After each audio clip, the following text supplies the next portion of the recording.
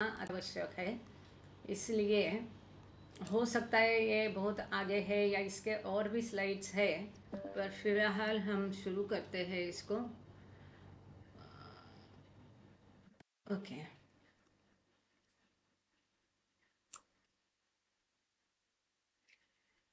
अभी तक हमने सबको प्रेम पूर्वक जय बाबा इन्फिनिट इंटेलिजेंस, ये महान किताब हम पढ़ने जा रहे हैं बाबा की सहायता से, बाबा के गाइडेंस में, बाबा की मदद से। तो पिछले बार हमने इसका प्राकथन देखा था, प्रस्तावना देखी थी, सारे इसके कंटेंट्स में क्या क्या है किताब में ये पढ़ लिया था। अब और पिछले बार जो हमने थोड़ी सी शुरुआत की थी तो उसमें जो एडिटर्स हमेशा सारांश में पाठ के पहले बताते हैं वो देखा था। तो ये सीरीज़ मतलब हम कह सकते हैं पाठ, प्रवचन या प्रकरण। तो ये 2 नंबर का प्रकरण हमने इसलिए पहले लिया कि इससे सभी परिचित है भली भांति। तो थिंकिंग एंड इवोल्यूशन, तो यहाँ थिंकिंग का एक शब्द को बाबा ने एक सेंटेंस में कई बार 2 जगह पर 2 अलग अर्थ से उपयोग में लाया है। यही खूबी इस किताब की है। इसको समझेंगे तो किताब समझने में आसानी होगी। तो यहाँ तो हम समझ सकते हैं चेतना और उत्क्रांति इसका अर्थ है। इसको पढ़ना शुरू करते हैं। एक पैराग्राफ पिछले बार पढ़ा था लेकिन उसी को वापस हम शुरू करते हैं। हम लोग पेज नंबर 13 पर है। आपके पास किताब है, हिंदी में भी है और इंग्लिश में भी है। When there is no motion, no consciousness in the ocean of infinite intelligence, when the infinite intelligence is not thinking, when it is not in the infinite mind state, then the universe, which is the imagination of the infinite intelligence, is involved or latent in the most finite fine form.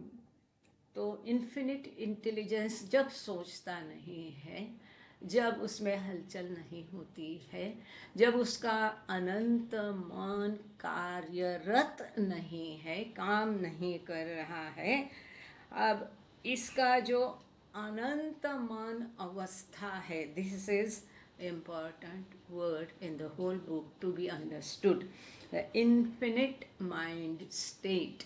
आप जो कहेंगे कि ईश्वर को तो मन होता नहीं है, ईश्वर को क्या नहीं होता है, सब कुछ होता है। हम इस दुनिया में जो कुछ झाड़ पत्ता सब कुछ उसके अंदर है ही, वहीं से वो बाहर आया, यही बात हमको समझनी है। तो उसका यहाँ पर बाबा ने जो मन को अलग तरीके से उपयोग में देखा है, जैसे कि हम मनोनाश अवस्था देखते हैं। मन का नाश मतलब मन का कार्य रुका देना, कार्य बंद होना है। इसीलिए बाबा कहते कि मन जमी हुई झील की तरह होनी है, एकदम उसमें कोई विचार भावना इच्छाएं नहीं होना है। तो ईश्वर का मन कैसा है? अनंत मन है। तो उसकी जो ईश्वर की अनंत मन की अवस्था है वो भी नहीं है। इसका अर्थ मन नहीं है तो थिंकिंग नहीं है, सोच नहीं है, विचार नहीं है, या बाद में जैसा बाबा ने कहा कि अनंत दरिया में कोई हलचल नहीं है, तब क्या है? जब वो जो है ना, बाबा हूँ में आप कहते हैं ये जमीना थी आसमां भी न था, है ना, ये कुछ भी नहीं था। तब क्या था? केवल ईश्वर था। फिर ये सब कहाँ था? इतना बड़ा विश्व दिखता है, वो कहाँ था? वो उस गाढ़ निद्रित अवस्था में जो ईश्वर है, जिसका मन अभी कार्यरत नहीं है, जो सोच नहीं रहा है, जिसमें हलचल नहीं है, उस परात्पर परब्रह्म अर्थात बियॉन्ड गॉड स्टेट में ये सब कुछ था, पर वो सुप्त अवस्था में था। तो यही बात बाबा यहाँ पर बोल रहे हैं। तो ये जो सारा विश्व मतलब इमेजिनेशन है, कल्पना है। क्यों? क्योंकि इस विश्व की निर्मिति कल्पना, थिंकिंग से हुई, विचार से, सोचने से। किसका विचार, किसकी सोच? ईश्वर का विचार, ईश्वर की सोच। वो सोचने से क्या हुआ? उसने कल्पना की। किसकी कल्पना की? विश्व की कल्पना की। मतलब हम हमेशा जो बाबा कहते हैं, ये विश्व सत्य नहीं है, काल्पनिक है, भास है, भ्रम है। इस मुद्दे को समझेंगे हम कि ये सब कुछ था, पर उसमें था जब वो निद्रिस्त था या नहीं सोच के अवस्था में था, जो उसका मन कार्यरत नहीं था, तब it is when it is not in the infinite mind state, मतलब उसका मन था ही नहीं। Not in the infinite mind state मतलब अनंत मन की अवस्था में वो था नहीं, मन उसका कार्यरत नहीं था, निद्रिस्त था। जब वो मन कार्यरत हो गया, तब वो सोचने लगा मैं कौन हूँ। फिर उसने कल्पना शुरू की, मैं चींटी हूँ, हाथी हूँ, घोड़ा हूँ, जो भी है। इसीलिए ये पूरा विश्व उसकी कल्पना का खेल है। इसीलिए ये जो इमेजिनेशन ऑफ इन्फिनिट इंटेलिजेंस शब्द यहाँ है, which is the when then the universe, तब ये विश्व, which is the imagination of the infinite intelligence, ये विश्व जो अनंत बुद्धि या प्रज्ञा या ईश्वर की कल्पना का है, which is the imagination of the infinite intelligence. These are important words. हमेशा ध्यान रखना है पद पद पर, पग पग पर, कदम कदम पर, कि this universe is the imagination of God. तो ये विश्व जो उसकी कल्पना है, ये इन्वॉल्व स्थिति में था, मतलब विलय था, अंदर था। किसके अंदर था? ये लैटेंट था, मतलब सुप्त था। कैसी अवस्था में सुप्त था वो? मोस्ट फाइनाइट, अत्यंत सूक्ष्म या परिमित या सीमित अवस्था में, एकदम फाइन सटल फॉर्म में ईश्वर के अंदर ही था, है कि नहीं? वो ईश्वर के अंदर था। बट व्हेन मोशन और थिंकिंग कमेंसेस, परंतु ये गहरी निद्रा का ईश्वर जो दरिया जैसा है, बाबा कहते हैं, तो इसमें जब हलचल निर्माण हो गई, जब उसका मन कार्यरत हो गया, जब उसने सोचना शुरू हो गया, जब उसके मन में विचार आया, तब दो चीज़ें हुई। क्या हुई?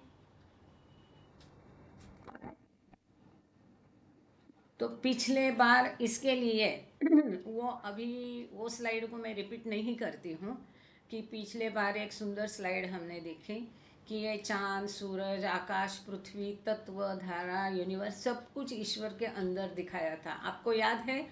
दो हाफ सर्कल आपने देखे थे, एक ग्रे कलर का था, एक नीले रंग का था, और उसके बीच में एक ऑरेंज कलर का विश्व था, ये दुनिया थी। तो वहाँ नाक दिखाया था। जब ईश्वर उच्छ्वास करता है तो उसके अंदर से ये सब बाहर आता है, या उसके सोचने से, हलचल से, ये सारी चीज़ें उसके अंदर ही थी। लेकिन जब उसके अंदर हलचल होती है या उसका मन जो कार्यरत होता है, मन उसका काम करना शुरू करता है, तब दो चीज़ें होती है। वो कौन सी? Now we are on page number 14। एक चीज़ है this finite, most finite. See this fine, ये बाबा के एक एक शब्द का महत्व है। दिस फाइन, फाइन मतलब एकदम, जिसको हम कहते हैं ना, अभी आटा के लिए हम कैसे कहते, कोर्स करना, फाइन करना, एकदम बारीक, मैदे से भी बारीक करना, है कि नहीं? उसमें भी प्रकार होते हैं, थोड़ा जाड़ा, थोड़ा मोटा। तो ये एक सूक्ष्माति सूक्ष्म, उसको सही शब्द है मोस्ट। दिस फाइन मतलब सूक्ष्माति सूक्ष्म, अति सूक्ष्म। मोस्ट फाइनाइट मतलब अत्यंत सीमित। ये शब्द ध्यान रखिएगा जब जब ये आएंगे। दो चीज़ें होती हैं, उसमें से एक चीज़ है। और दूसरी बात, यदि कोई कहीं भी किसी भी मेरी इस बात से सहमत नहीं है, या किसी को लगता है कि मैं गलत इसका इंटरप्रिटेशन कर रही या हिंदी में गलत बोल रही, तो कृपा करके हैंड रेज करिएगा तभी का तभी। अगर आपको कुछ शेयर करना है, आपका अलग इंटरप्रिटेशन या आपको कुछ डाउट है तो ये क्या है, एरर कोड आते हैं। ओहो, मेहर बाबा गया, एक 2 मिनट देना। हाँ,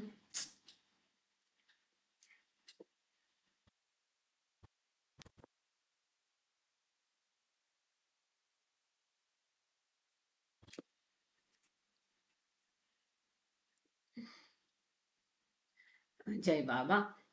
अब है ना, is it full screen?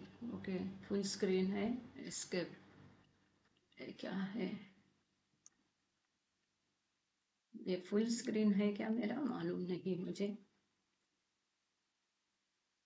Snap reload.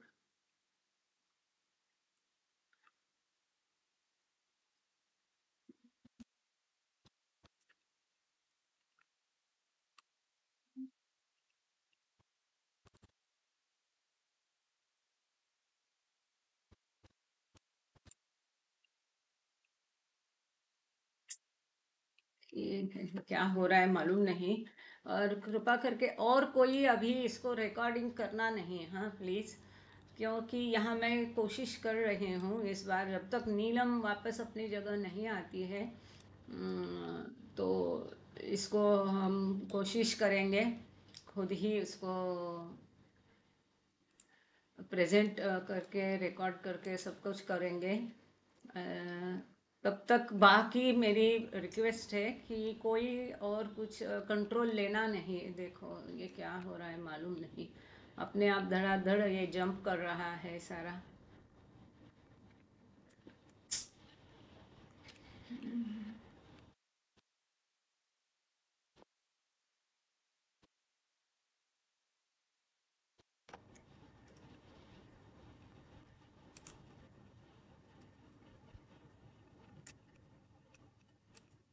पता नहीं ये सब क्या हो रहा है।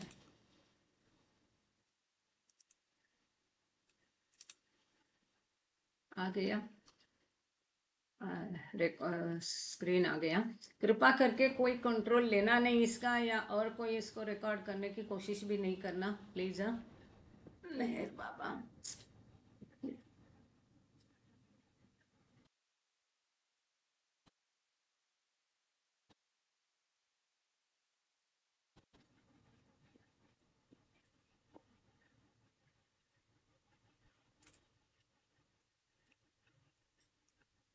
हम्म,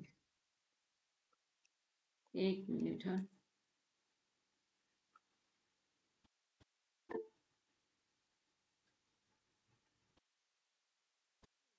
या फुल स्क्रीन नहीं। जय बाबा, जय बाबा। आवाज़ आ रही, थैंक यू जय बाबा। तो ओके, ठीक है, अभी तक का रिकॉर्डिंग गया तो कोई बात नहीं, अभी क्या करें, ये पता नहीं, थोड़ा सा गूगल मीट का ये थोड़ी प्रॉब्लम्स होती है। और भी इसमें अगर इतना सब नहीं जानते हैं, आई वॉज